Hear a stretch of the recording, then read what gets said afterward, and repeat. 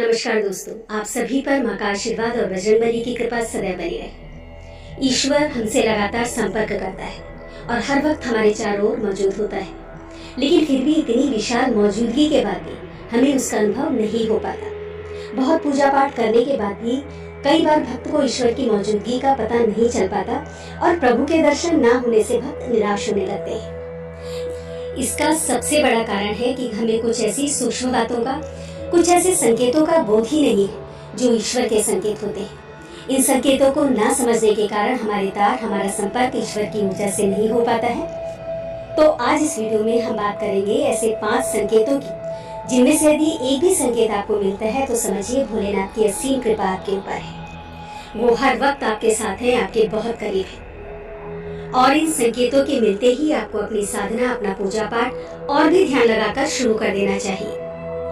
और आपको ये समझ लेना चाहिए कि आप बहुत खुशकिस्मत हैं कि आपने अपने प्रभु की आहट को समझ लिया है। तो सबसे पहले जानते हैं पहला संकेत, और वो ये है कि जब शिव कृपा व्यक्ति पर होती है तो उसे भविष्य की घटनाओं का पूर्वाभास होने लगता है, और खासकर स्वप्न के माध्यम से ऐसा होता है। दोस्तों, हमारा जो चेतन मन है वो हमारे जागने पर सक्रिय होता है, जबकि हमारा अवचेतन मन सदैव सक्रिय रहता है।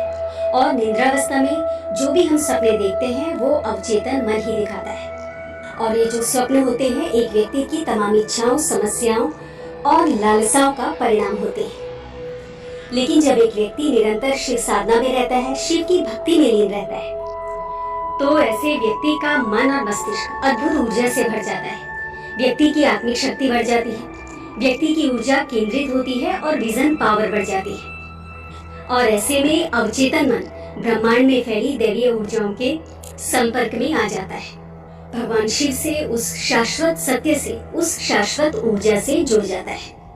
और ऐसे में जो स्वप्न आते हैं वो सत्य घटित होते हैं। भगवान शिव जो सर्वोच्च चेतना है, स्वयंभू है, ऐसी परम शक्ति से जुड़ने के बाद जो भी स्वप्न व्यक्ति को आते हैं, और विशेषकर जो स्वप्न ब्रह्म मुहूर्त में व्यक्ति को आते हैं, वो भविष्य की घटनाओं का पूर्वाभास होते हैं।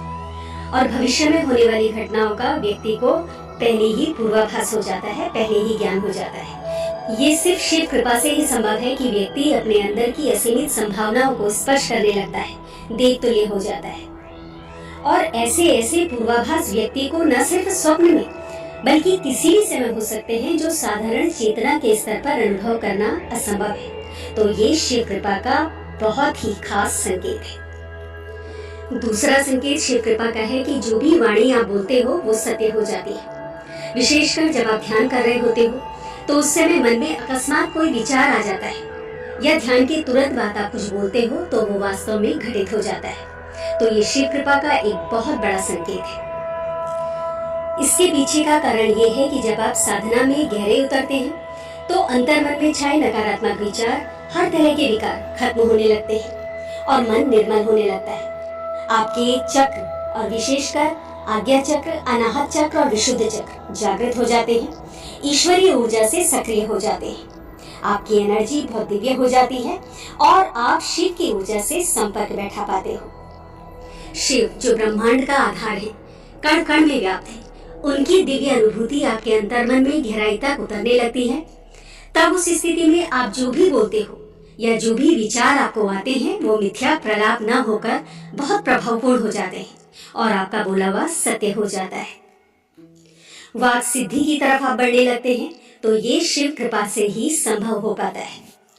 आपकी चेतना का स्तर बहुत ऊपर हो जाता है, दिव्य हो जाता है। और चेतना का ये स्तर तभी एक व्यक्ति का हो पाता है जब वो शिव भक्ति में संपूर्णतः डूब जाता है, शिवमय हो जाता है, भोलेनाथ के रंग में रंग जाता है। शिव कृपा का तीसरा संकेत है कि आपके बिगड़े हुए कार्य बनने लगते हैं और जो भी समस्याएं आपके जीवन में हैं, उनका कोई ना कोई हल, कोई ना कोई उपाय आपको नजर आने लगता है। दोस्तों, हर व्यक्ति के जीवन में बहुत सी समस्याएं और बहुत से चैलेंजेस होते हैं, और कई बार रास्ता ऐसे हालातों से उबरने का उसे नजर नहीं आता। लेकिन यदि भोलेनाथ की कृपा व्यक्ति के जीवन में हो तो उसे कोई ना कोई रास्ता जरूर नजर आता है। और ऐसा ज्यादातर तब होता है जब आप शिव भक्ति में लीन होते हैं, बहुत गहरे डूबे हुए होते हैं। तो अचानक ही आपके मस्तिष्क में कुछ ऐसे विचार, कुछ ऐसे संकेत आते हैं जो आपकी समस्या से जुड़े हुए होते हैं, और उस समस्या से उबरने का कोई ना कोई रास्ता एक विचार के रूप में आपके दिमाग में आता है। और दैवीय कृपा से कुछ ऐसे संकेत आपको मिलते हैं जो आपकी उलझनों से बाहर निकलने में आपकी सहायता करते हैं, और ये संभव हो पाता है भोलेनाथ की कृपा से। जब आपकी परेशानी का हल आपको मिलने लगता है, आपका जीवन ज्यादा सरल, ज्यादा बेहतर होने लगता है, तो समझिए कि शिव की ऊर्जा से आप पूरी तरह से, पूरी गहराई से जुड़ चुके हैं और वो आप पर नजर रखे हुए हैं। चौथा संकेत शिव कृपा का है कि आपकी नींद ब्रह्म मुहूर्त में खुलने लगती है। दोस्तों, ब्रह्म मुहूर्त एक ऐसा दिव्य और पवित्र पहर होता है जब समस्त दैवीय ऊर्जाएं, सकारात्मक ऊर्जाएं, जो परम सत्ता अर्थात शिव की ऊर्जा का ही एक हिस्सा है, पूरे ब्रह्मांड में फैली हुई होती है। ऐसे समय में यदि व्यक्ति की नींद स्वतः ही खुलने लगे तो ये कोई साधारण बात नहीं है।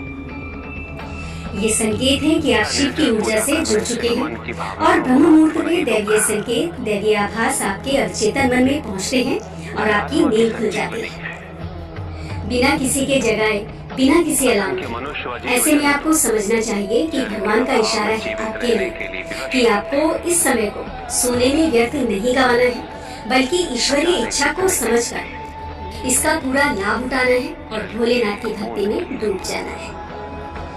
पांचवा संकेत जानते हैं।